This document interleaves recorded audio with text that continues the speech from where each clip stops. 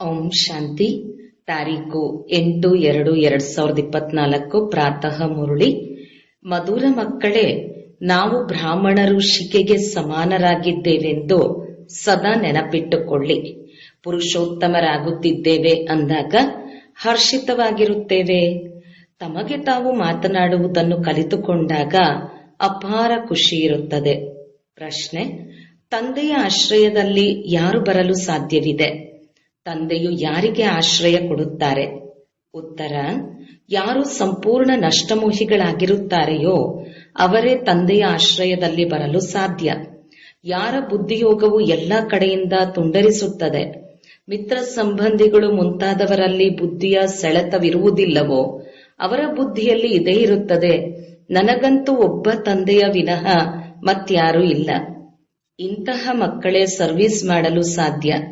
ತಂದೆಯೂ ಸಹ ಇಂತಹ ಮಕ್ಕಳಿಗೆ ಆಶ್ರಯ ಕೊಡುತ್ತಾರೆ. ಓಂ ಶಾಂತಿ. ಇವರು ಆತ್ಮೀಯ ತಂದೆ, ಶಿಕ್ಷಕ, ಸದ್ಗುರುವಾಗಿದ್ದಾರೆ. ಇದನ್ನಂತೂ ಮಕ್ಕಳು ಚೆನ್ನಾಗಿ ತಿಳಿದುಕೊಂಡಿದ್ದಾರೆ. ಆದರೆ ಪ್ರಪಂಚದವರು ಈ ಮಾತುಗಳನ್ನು ತಿಳಿದುಕೊಂಡಿಲ್ಲ. ಬಲೆ ಸನ್ಯಾಸಿಗಳು ಶಿವೋಹಂ ಎಂದು ಹೇಳುತ್ತಾರೆ. ಆದರೂ ಸಹ ಅವರು ನಾವು ತಂದೆ, ಶಿಕ್ಷಕ, ಗುರುವಾಗಿದ್ದೇವೆ ಎಂದು ಹೇಳಲು ಸಾಧ್ಯವಿಲ್ಲ. ಅವರು ಕೇವಲ ಶಿವೋಹಂ ತತತ್ವಂ ಎಂದು ಹೇಳುತ್ತಾರೆ. ಪರಮಾತ್ಮ ಸರ್ವವ್ಯಾಪಿಯಾಗಿದ್ದಾನೆ ಅಂದಾಗ ಪ್ರತಿಯೊಬ್ಬರೂ ಸಹ ತಂದೆ, ಶಿಕ್ಷಕ, ಗುರುವಾಗಿ ಬಿಟ್ಟರು. ಈ ರೀತಿಯಾಗಿ ಯಾರೂ ತಿಳಿಯಲು ಸಾಧ್ಯವಿಲ್ಲ. ಮನುಷ್ಯರು ತಮ್ಮನ್ನು ಭಗವಂತ, ಪರಮಾತ್ಮ ಎಂದು ಹೇಳುವುದಂತೂ ಖಂಡಿತವಾಗಿ ತಪ್ಪಾಗಿದೆ. ತಂದೆಯು ಮಕ್ಕಳಿಗೆ ಏನನ್ನು ತಿಳಿಸುತ್ತಾರೆಯೋ ಅದಂತೂ ಬುದ್ಧಿಯಲ್ಲಿ ಧಾರಣೆಯಾಗುತ್ತದೆಯಲ್ಲವೇ? ಲೌಕಿಕ ವಿದ್ಯೆಯಲ್ಲಿ ಎಷ್ಟೊಂದು ವಿಷಯಗಳಿರುತ್ತದೆ, ಆದರೆ ಎಲ್ಲಾ ಸಬ್ಜೆಕ್ಟ್ಗಳು ವಿದ್ಯಾರ್ಥಿಗಳ ಬುದ್ಧಿಯಲ್ಲಿರುತ್ತದೆ ಎಂದಲ್ಲ. ಇಲ್ಲಿ ತಂದೆಯು ಏನು ಓದಿಸುತ್ತಿದ್ದಾರೆಯೋ ಅದು 1 ಸೆಕೆಂಡಿನಲ್ಲಿ ಮಕ್ಕಳ ಬುದ್ಧಿಯಲ್ಲಿ ಬಂದು ಬಿಡುತ್ತದೆ. ನೀವು ರಚಯಿತ ಮತ್ತು ರಚನೆಯ ಆದಿ ಮಧ್ಯ ಅಂತ್ಯದ ಜ್ಞಾನವನ್ನು ಹೇಳುತ್ತೀರಿ. ನೀವೇ ತ್ರಿಕಾಲದರ್ಶಿ ಅಥವಾ ಸ್ವದರ್ಶನ ಚಕ್ರಧಾರಿಗಳಾಗುತ್ತೀರಿ. ಶಾರೀರಿಕ ವಿದ್ಯೆಯಲ್ಲಿನ ವಿಷಯಗಳೇ ಬೇರೆಯಾಗಿರುತ್ತದೆ. ನೀವು ಸಿದ್ಧ ಮಾಡಿ ತಿಳಿಸುವಿರಿ, ಸರ್ವರ ಸದ್ಗತಿದಾತ ಒಬ್ಬ ತಂದೆಯೇ ಆಗಿದ್ದಾರೆ. ಎಲ್ಲ ಆತ್ಮರು ಪರಮಾತ್ಮನನ್ನೇ ನೆನಪು ಮಾಡುತ್ತಾರೆ. ಓ ಗಾಡ್ ಫಾದರ್ ಎಂದು ಕರೆಯುತ್ತಾರೆ ಅಂದಾಗ ಅವಶ್ಯವಾಗಿ ತಂದೆಯಿಂದ ಆಸ್ತಿಯು ಸಿಗುತ್ತದೆ. ಆ ಆಸ್ತಿಯು ಕಳೆದುಕೊಂಡಿರುವುದರಿಂದ ದುಃಖದಲ್ಲಿಯೇ ಇರುತ್ತಾರೆ. ಇದು ಸುಖ ದುಃಖದ ಆಟವಾಗಿದೆ. ಈ ಸಮಯದಲ್ಲಿ ಎಲ್ಲರೂ ಪತಿತ ದುಃಖಿಗಳಾಗಿದ್ದಾರೆ. ಪವಿತ್ರರಾಗುವುದರಿಂದ ಅವಶ್ಯಕವಾಗಿ ಸುಖವು ಸಿಗುತ್ತದೆ. ಸುಖದ ಪ್ರಪಂಚವನ್ನು ತಂದೆಯೇ ಸ್ಥಾಪನೆ ಮಾಡುತ್ತಾರೆ. ನಮಗೆ ತಂದೆಯು ತಿಳಿಸುತ್ತಿದ್ದಾರೆ, ಜ್ಞಾನ ಸಾಗರ ಒಬ್ಬ ತಂದೆಯೇ ಆಗಿದ್ದಾರೆ ಎಂಬುದನ್ನು ಮಕ್ಕಳ ಬುದ್ಧಿಯಲ್ಲಿ ಇಟ್ಟುಕೊಳ್ಳಬೇಕಾಗಿದೆ. ಸೃಷ್ಟಿಯ ಆದಿ ಮಧ್ಯ ಅಂತ್ಯದ ಜ್ಞಾನವನ್ನು ತಂದೆಯೇ ಕೊಡುತ್ತಾರೆ. ಮತ್ತೆಲ್ಲರೂ ಯಾವಾಗ ಧರ್ಮ ಸ್ಥಾಪನೆಯಾಗುತ್ತದೆಯೋ ಆ ಸಮಯದಲ್ಲಿಯೇ ಬರುತ್ತಾರೆ. ಈ ಮಾತುಗಳು ಬೇರೆ ಯಾರ ಬುದ್ಧಿಯಲ್ಲಿಯೂ ಇಲ್ಲ. ನೀವು ಮಕ್ಕಳಿಗಾಗಿ ತಂದೆಯು ಈ ವಿದ್ಯೆಯನ್ನು ಅವಶ್ಯಕವಾಗಿ ಸಹಜವಾಗಿ ಮಾಡಿದ್ದಾರೆ. ಕೇವಲ ಸ್ವಲ್ಪ ವಿಸ್ತಾರದಲ್ಲಿ ತಿಳಿಸುತ್ತಾರೆ. ತಂದೆಯಾದ ನನ್ನನ್ನು ನೆನಪು ಮಾಡಿ, ಆಗ ನೀವು ತಮೋಪ್ರಧಾನರಿಂದ ಸತೋಪ್ರಧಾನರಾಗಿ ಬಿಡುತ್ತೀರಿ. ಯೋಗದ ಮಹಿಮೆಯು ಬಹಳ ಇದೆ. ಭಾರತದ ಪ್ರಾಚೀನ ಯೋಗದ ಗಾಯನ ಮಾಡಲಾಗುತ್ತದೆ. ಆದರೆ ಯೋಗದಿಂದ ಲಾಭವೇನಾಗುತ್ತದೆ ಇದಂತೂ ಯಾರಿಗೂ ತಿಳಿದಿಲ್ಲ. ಇದು ಗೀತೆಯ ಅದೇ ಯೋಗವನ್ನು ಭಗವಂತನು ಕಲಿಸುತ್ತಾರೆ. ಬಾಕಿ ಏನೆಲ್ಲ ಕಲಿಸುತ್ತಾರೆ ಅದು ಮನುಷ್ಯರದ್ದಾಗಿದೆ.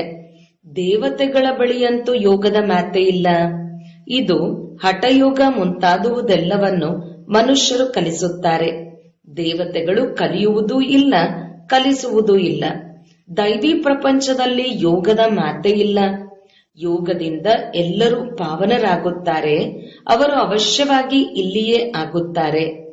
ತಂದೆಯು ಬರುವುದೇ ಸಂಗಮ ಯುಗದಲ್ಲಿ ಹೊಸ ಪ್ರಪಂಚವನ್ನಾಗಿ ಮಾಡಲು ಬರುತ್ತಾರೆ. ಈಗ ನೀವು ಹಳೆಯ ಪ್ರಪಂಚದಿಂದ ಹೊಸ ಪ್ರಪಂಚಕ್ಕೆ ವರ್ಗಾವಣೆಯಾಗುತ್ತಿದ್ದೀರಿ. ಇದನ್ನು ಯಾರಿಗಾದರೂ ತಿಳಿಸಿಕೊಟ್ಟರೂ ಅದ್ಭುತವಾಗಿದೆ. ನಾವು ಬ್ರಾಹ್ಮಣರು ಶಿಖೆಗೆ ಸಮಾನರಾಗಿದ್ದೇವೆ. ಸತ್ಯಯುಗ ಮತ್ತು ಕಲಿಯುಗದ ಮಧ್ಯದಲ್ಲಿ ಬ್ರಾಹ್ಮಣರ ಶಿಕೆ ಇದೆ. ಇದನ್ನೇ ಸಂಗಮ ಯುಗವೆಂದು ಕರೆಯಲಾಗುತ್ತದೆ.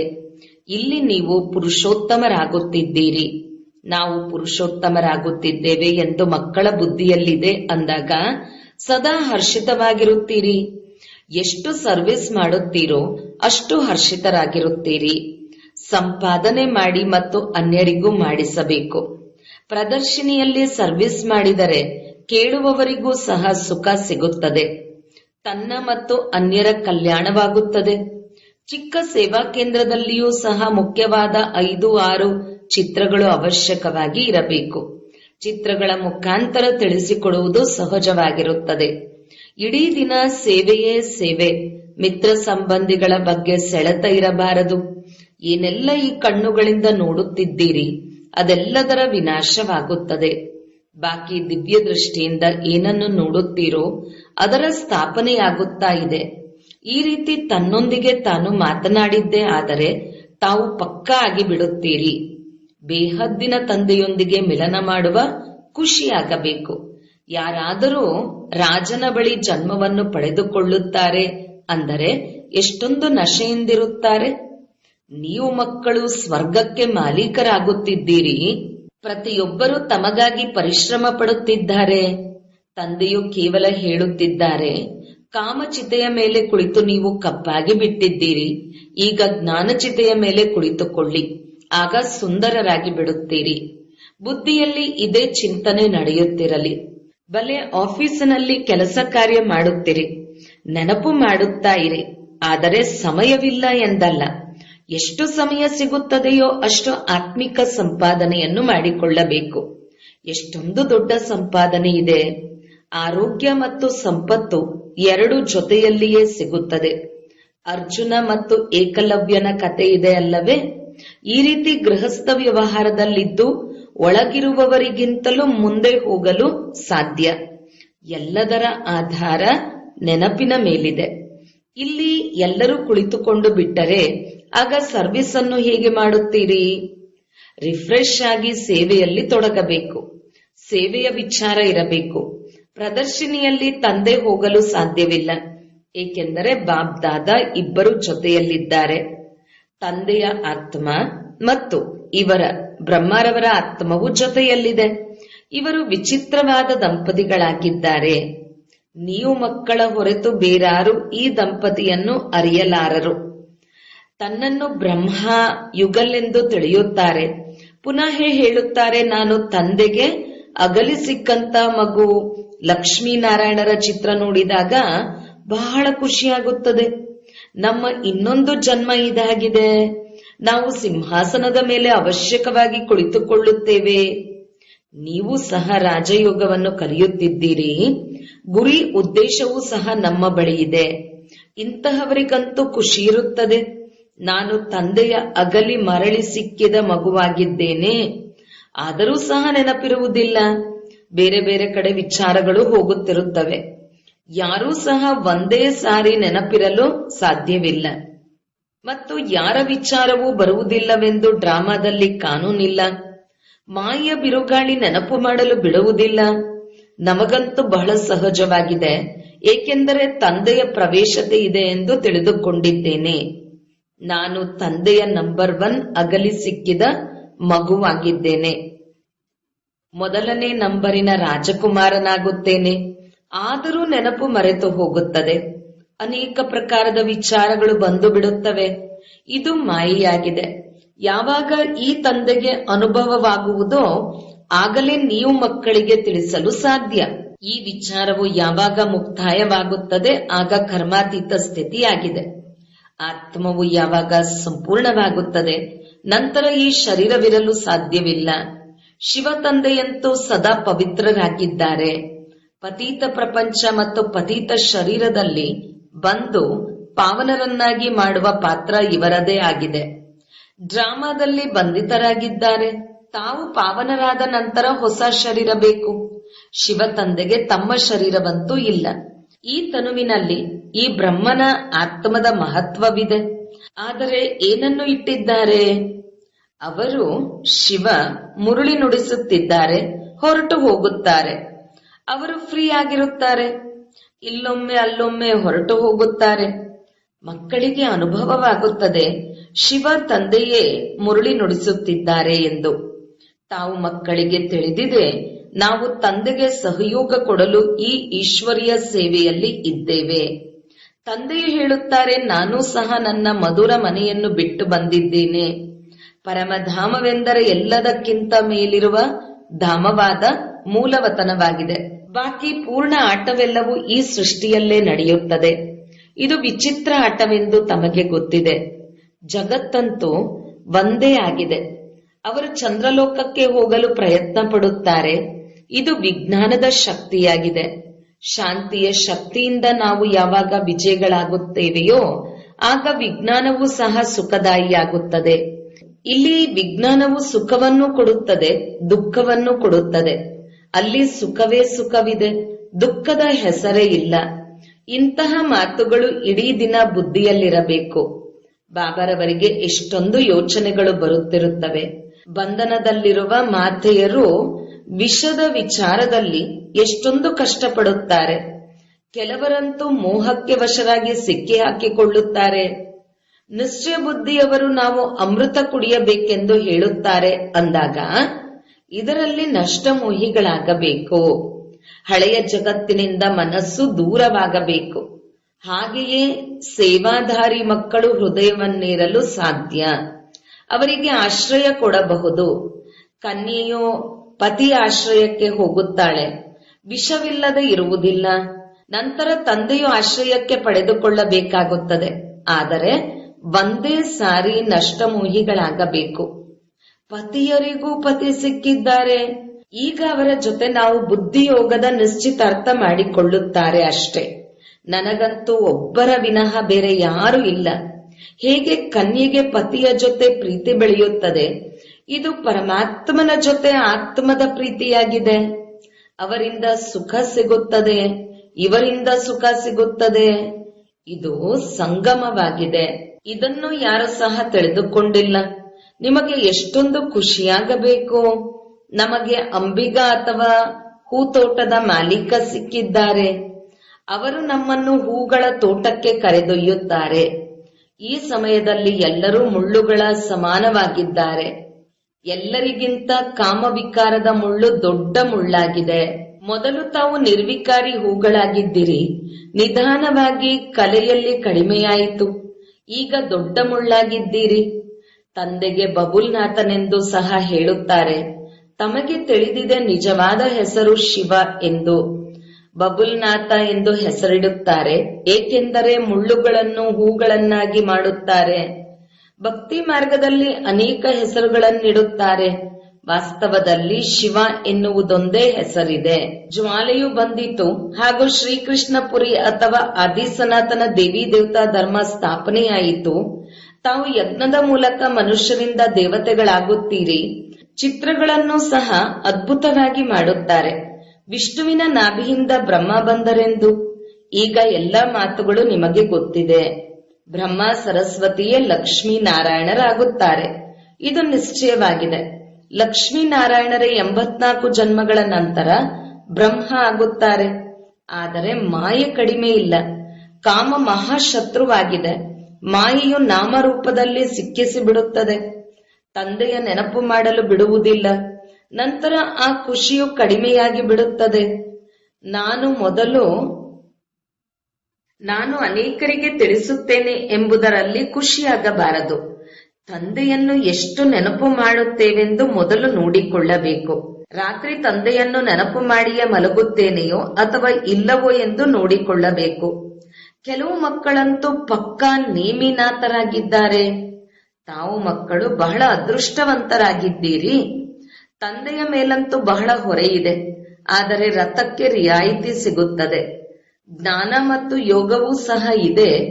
ಇದರ ವಿನಃ ಲಕ್ಷ್ಮೀನಾರಾಯಣರ ಪದವಿಯು ಹೇಗೆ ಸಿಗುತ್ತದೆ? ಜ್ಞಾನ ಹಾಗೂ ಯೋಗವೂ ಸಹ ಇದೆ. ಇದರ ವಿನಃ ಲಕ್ಷ್ಮೀನಾರಾಯಣರ ಪದವಿಯು ಹೇಗೆ ಸಿಗುತ್ತದೆ? ನಾನು ತಂದೆಗೆ ಒಬ್ಬನೇ ಮಗನೆಂದು ಖುಷಿಯಂತೂ ಇರುತ್ತದೆ. ಮತ್ತೆ ಅನೇಕ ಮಕ್ಕಳಿದ್ದಾರೆ ಎಂಬ ನಶೆಯೂ ಇರುತ್ತದೆ. ಅಂದ ಮೇಲೆ ಮಾಯೆಯು ವಿಘ್ನವೂ ಹಾಕುತ್ತದೆ. ಮಕ್ಕಳಿಗೂ ಸಹ ಮಾಯೆಯ ವಿಘ್ನವು ಬರುತ್ತಿರುತ್ತದೆ. ಮುಂದೆ ಹೋಗುತ್ತಾ ಕರ್ಮಾತೀತ ಸ್ಥಿತಿಯು ಬರುತ್ತದೆ. ಬಾಬ್ ದಾದಾ ಇಬ್ಬರು ಒಟ್ಟಿಗೆ ಇದ್ದಾರೆ. ಮಧುರಾತಿ ಮಧುರ ಮಕ್ಕಳೇ ಎಂದು ಹೇಳುತ್ತಾರೆ. ತಂದೆಯು ಪ್ರೇಮದ ಸಾಗರನಾಗಿದ್ದಾರೆ. ಇವರೂ ಸಹ ಪ್ರೀತಿ ಮಾಡುತ್ತಾರೆ. ನಾನೆಂತಹ ಕರ್ಮವನ್ನು ಮಾಡುತ್ತಾನೆಯೋ ನನ್ನನ್ನು ನೋಡಿ ಅನ್ಯರು ಮಾಡುತ್ತಾರೆ ಎಂಬುದನ್ನು ತಿಳಿದುಕೊಂಡಿದ್ದಾರೆ. ಬಹಳ ಮಧುರವಾಗಿರಬೇಕು. ಮಕ್ಕಳು ಬಹಳ ಬುದ್ಧಿವಂತರೂ ಬೇಕು. ಈ ಲಕ್ಷ್ಮೀನಾರಾಯಣರನ್ನು ನೋಡಿ ಎಷ್ಟೊಂದು ಬುದ್ಧಿವಂತಿಕೆ ಇದೆ. ಬುದ್ಧಿವಂತಿಕೆಯಿಂದ ವಿಶ್ವದ ರಾಜ್ಯಭಾಗ್ಯವನ್ನು ಪಡೆದಿದ್ದಾರೆ. ಪ್ರದರ್ಶನಿಯ ಮೂಲಕ ಬಹಳ ಪ್ರಜೆಗಳಾಗುತ್ತಾರೆ. ಭಾರತವು ಬಹಳ ದೊಡ್ಡದಾಗಿದೆ. ಎಷ್ಟೊಂದು ಸರ್ವಿಸ್ ಮಾಡಬೇಕು. ನೆನಪಿನಲ್ಲಿದ್ದು ವಿಕರ್ಮ ವಿನಾಶ ಮಾಡಿಕೊಳ್ಳಬೇಕು. ಇದು ದೊಡ್ಡ ಚಿಂತೆಯಾಗಿರಬೇಕು. ನಾವು ತಮೋ ಪ್ರಧಾನದಿಂದ ಸತೋ ಪ್ರಧಾನ ಹೇಗೆ ಆಗುವುದು? ಇದರಲ್ಲಿ ಶ್ರಮವಿದೆ. ಸರ್ವೀಸಿನ ಅವಕಾಶಗಳಂತೂ ಬಹಳ ಇದೆ. ರೈಲಿನಲ್ಲಿ ಬ್ಯಾಡ್ಜ್ದಿಂದಲೇ ಸರ್ವಿಸ್ ಮಾಡಬಹುದು. ಇದು ಬಾಬಾ, ಇದು ಆಸ್ತಿ. ಅವಶ್ಯಕವಾಗಿ 5,000 ವರ್ಷಗಳ ಮೊದಲು ಭಾರತವು ಸ್ವರ್ಗವಾಗಿತ್ತು. ಲಕ್ಷ್ಮೀನಾರಾಯಣರ ರಾಜ್ಯವಿತ್ತು. ಮತ್ತೆ ಅವಶ್ಯಕವಾಗಿ ಇವರ ರಾಜ್ಯವು ಬರಲೇಬೇಕು. ನಾವು ತಂದೆಯ ನೆನಪಿನಿಂದ ಪಾವನ ಜಗತ್ತಿನ ಮಾಲೀಕರಾಗುತ್ತಿದ್ದೇವೆ. ರೈಲಿನಲ್ಲಿ ಬಹಳ ಸರ್ವಿಸ್ ಮಾಡಬಹುದು. ಒಂದು ಬೋಗಿಯಲ್ಲಿ ಸರ್ವಿಸ್ ಮಾಡಿ ಮತ್ತೊಂದು ಬೋಗಿಗೆ ಹೋಗಬೇಕು. ಈ ರೀತಿ ಸರ್ವಿಸ್ ಮಾಡುವಂತಹವರೇ ತಂದೆಯ ಹೃದಯವನ್ನೇರುತ್ತಾರೆ. ನಾವು ನಿಮಗೆ ಖುಷಿಯ ಸಮಾಚಾರವನ್ನು ಹೇಳುತ್ತೇವೆ ಎಂದು ಹೇಳಿ. ತಾವು ಪೂಜ್ಯ ದೇವತೆಗಳಾಗಿದ್ದಿರಿ. ಮತ್ತೆ 84 ಜನ್ಮಗಳನ್ನು ಪಡೆದು ಪೂಜಾರಿಗಳಾದಿರಿ. ಈಗ ಮತ್ತೆ ಪೂಜ್ಯರಾಗಿ. ಏಣಿಯ ಚಿತ್ರವು ಚೆನ್ನಾಗಿದೆ. ಇದರಿಂದಲೇ ಸತೋ ರಜೋ ತಮೋ ಸ್ಥಿತಿಯನ್ನು ಸಿದ್ಧ ಮಾಡಬೇಕು. ಶಾಲೆಯಲ್ಲಿ ಕೊನೆಯಲ್ಲಿ ಮುಂದುವರಿಸುವ ಆಸಕ್ತಿ ಇರುತ್ತದೆ. ಈಗ ಇಲ್ಲಿಯೂ ತಿಳಿಸಲಾಗುತ್ತದೆ. ಯಾರೆಲ್ಲ ಸಮಯವನ್ನು ವ್ಯರ್ಥವಾಗಿ ಕಳೆದರೋ ಅವರು ಮುಂದುವರೆದು ಸರ್ವಿಸ್ನಲ್ಲಿ ತೊಡಗಬೇಕು. ಸರ್ವಿಸಿನ ಅವಕಾಶಗಳು ಬಹಳ ಇವೆ. ಸೇವಾದಾರಿ ಮಕ್ಕಳು ಅನೇಕರು ಹೊರಬರಬೇಕು. ಅವರನ್ನು ಬಾಬಾ ಎಲ್ಲಿಯಾದರೂ ಕಳಿಸಿಕೊಡುತ್ತಾರೆ. ಮಂದಿರಗಳಲ್ಲಿ ಸರ್ವಿಸ್ ಅಂತೂ ಚೆನ್ನಾಗಿ ಆಗುತ್ತದೆ. ದೇವತಾ ಧರ್ಮದವರು ತಕ್ಷಣ ಅರ್ಥ ಮಾಡಿಕೊಳ್ಳುತ್ತಾರೆ. ಗಂಗಾ ಸ್ನಾನ ಮಾಡುವ ಕಡೆಯಲ್ಲಿಯೂ ತಿಳಿಸಬಹುದು. ಅವರಿಗೆ ಖಂಡಿತ ಮನಸ್ಸಿಗೆ ನಾಟುತ್ತದೆ. ಒಳ್ಳೆಯದು. ಮಧುರಾತಿ ಮಧುರ ಅಗಲಿ ಹೋಗಿ ಮರಳಿ ಸಿಕ್ಕಿರುವಂತಹ ಮಕ್ಕಳಿಗೆ ಪ್ರೀತಿಯ ಮಾತಪಿತಾ ಬಾಬ್ದಾದರವರ ನೆನಪು, ಪ್ರೀತಿ ಹಾಗೂ ಸುಪ್ರಭಾತ. ಆತ್ಮೀಯ ಮಕ್ಕಳಿಗೆ ಆತ್ಮೀಯ ತಂದೆಯ ನಮಸ್ತೆ. ಧಾರಣೆಗಾಗಿ ಮುಖ್ಯ ಸಾರ. 1. ಸದಾ ಹರ್ಷಿತವಾಗಿರಲು ಆತ್ಮೀಯ ಸರ್ವಿಸ್ ಮಾಡಬೇಕು. ಸತ್ಯ ಸಂಪಾದನೆಯನ್ನು ಮಾಡಿ ಮತ್ತು ಅನ್ಯರಿಗೂ ಮಾಡಿಸಿ. ತಮ್ಮ ಹಾಗೂ ಅನ್ಯರ ಕಲ್ಯಾಣ ಮಾಡಬೇಕು. ರೈಲಿನಲ್ಲಿಯೂ ಸಹ ಬ್ಯಾಡ್ಜ್ನ ಮೂಲಕ ಸರ್ವಿಸ್ ಮಾಡಬೇಕು. 2. ಹಳೆಯ ಜಗತ್ತಿನಿಂದ ಮನಸ್ಸನ್ನು ತೆಗೆಯಬೇಕು. ನಷ್ಟಮೋಹಿಗಳಾಗಬೇಕು. ಒಬ್ಬ ತಂದೆಯ ಜೊತೆ ಸತ್ಯ ಪ್ರೀತಿಯನ್ನಿಟ್ಟುಕೊಳ್ಳಬೇಕು. ವರದಾನ: ಸಂಗಮಯುಗದ ಮಹತ್ವವನ್ನು ತಿಳಿದು ಪ್ರತಿ ಸಮಯವೂ ವಿಶೇಷ ಗಮನ ಕೊಡುವಂತಹ ಹೀರೋ ಪಾತ್ರಧಾರಿ ಭವ. ಪ್ರತಿ ಕರ್ಮ ಮಾಡುತ್ತಾ ಸದಾ ಇದೇ ವರದಾನ ಸ್ಮೃತಿಯಲ್ಲಿರಲಿ. ನಾನು ಹೀರೋ ಪಾತ್ರಧಾರಿಯಾಗಿದ್ದೇನೆ. ಆದ್ದರಿಂದ ಪ್ರತಿ ಕರ್ಮ ವಿಶೇಷವಾಗಿರುವುದು. ಪ್ರತಿ ಸೆಕೆಂಡ್, ಪ್ರತಿ ಸಮಯ, ಪ್ರತಿ ಸಂಕಲ್ಪ ಶ್ರೇಷ್ಠವಾಗಿರುವುದು. ಹೀಗೆ ಹೇಳಲಾಗುವುದಿಲ್ಲ, ಇದಂತೂ 5 ನಿಮಿಷ ಸಾಧಾರಣವಾಗಿ ಕಳೆದು ಹೋಯಿತು. ಸಂಗಮಯುಗದ 5 ನಿಮಿಷವೂ ಸಹ ಬಹಳ ಮಹತ್ವವುಳ್ಳದ್ದಾಗಿದೆ. 5 ನಿಮಿಷ 5 ವರ್ಷಕ್ಕಿಂತಲೂ ಸಹ ಹೆಚ್ಚಾಗಿದೆ. ಆದ್ದರಿಂದ ಪ್ರತಿ ಸಮಯ ಇಷ್ಟು ಗಮನ ಸಹ ಸದಾ ಕಾಲಕ್ಕಾಗಿ ಇರಬೇಕು. ಸ್ಲೋಗನ್: ಯಾರ ಸಂಕಲ್ಪದಲ್ಲಿ ದೃಢತೆಯ ಶಕ್ತಿ ಇದೆ ಅವರಿಂದ ಪ್ರತಿ ಕಾರ್ಯ ಸಂಭವವಾಗುತ್ತದೆ. ಓಂ ಶಾಂತಿ.